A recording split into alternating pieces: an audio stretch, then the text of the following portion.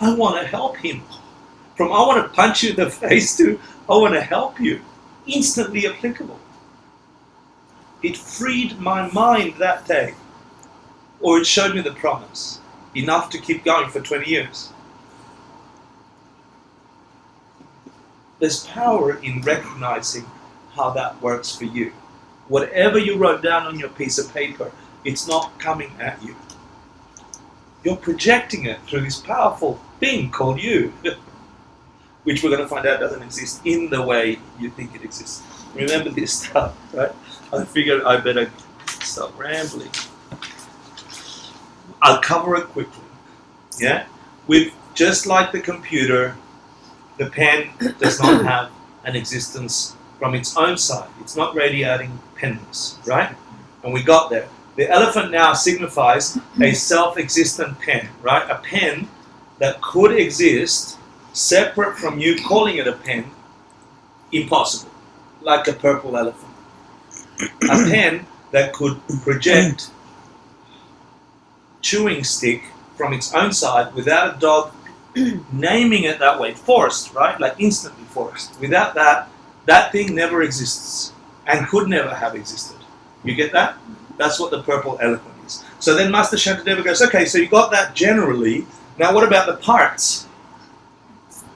Is there a top of the pen that could ever be conceived as the top of the pen without your mind calling it the top of the pen?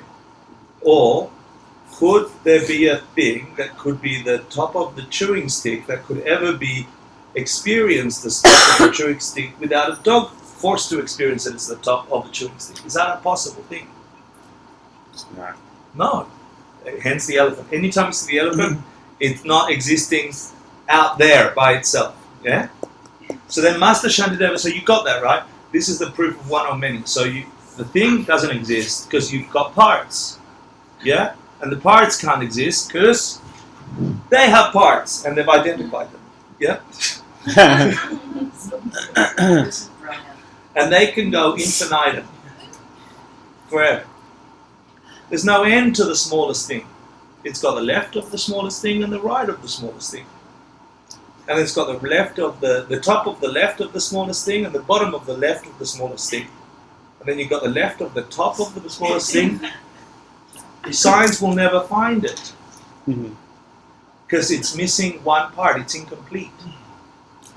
On top of that, it's dysfunctional. This one was functional. It helped me change my yelling boss. I saw it shift. Forced as a projection of a projection upon it. I was forced to have that projection. And through effort, not too much effort, I forced a different perception and it came. Just like he predicted. Is the monk self-existently magic? No, because the monk's been telling that to many people and many people come and go. Who created that experience? You.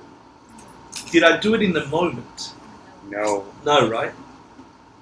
But at some point I experienced it uncontrollably and then you see, wow.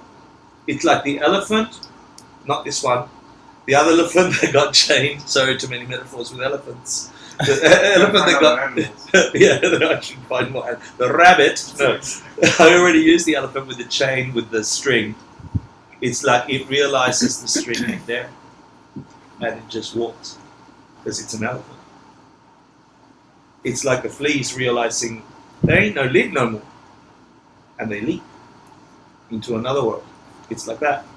So, Master Shantideva covered these. Got it so far? Yes. And then he went into a new thing. He divided, okay, let's find the person. The physical and the mental, right? And then we did that. We looked for the emptiness of the physical. Where is my body? Hector's body. We looked at the parts and just like the pen, we couldn't find a Hector here. Or here. Or here. Yeah? We couldn't find it. So these are proofs of emptiness. Exercises you've got to do in your head and then exercises you've got to do in meditation so you get it inside of you and then at some point, some magic point, some perfect point, you're going to project out of your five senses a reality that is hinting at the ultimate. Because it doesn't happen to you from out there. You code it. You code your programming. That's all you've been doing anyway. But because of the time delay between the coding and the experience, you think it's just the experience. We all walk around thinking, oh, look at my life, look at my life. But you don't realize what you're doing in reaction to that life, creating your life. It's like the movie is out of sync, the sound and the image. And you're getting closer and closer in sync until you get a glitch in the matrix. Ooh, another metaphor. Okay. So we divided the person into broadly all the physical matter. You couldn't find the Hector in the atom. And then we did the same for the mind. Remember, the mind was the metaphor of the mala. Yeah, moments of mind and moments of mind. This very moment that you're thinking right now, you could not be thinking this way were it not coded from the moment before. That continuum you call your stream of mind. Me as a continuum, another continuum. But when you slow right down, you get to the present moment. And then the present moment, is that the atom for the mind? Is that the smallest particle of mind? And so you say, well, it's got the beginning of the current moment and the rising of the current moment and the ending of the current moment, because current moments end. So that couldn't be found either, the smallest particle of your mind. So just like the atoms, your mind, your identity is empty of being the way you think it is. You don't have to be just human. In fact, sometimes you won't be. Not every mind is human. Not every human mind is the flavor that you think is the right way to be human. Yeah. Not only that, who can control their thoughts? Okay. So then we went into the 5 skandhas, which was a different way to divide a man, a being, a human, a self. Yeah? So,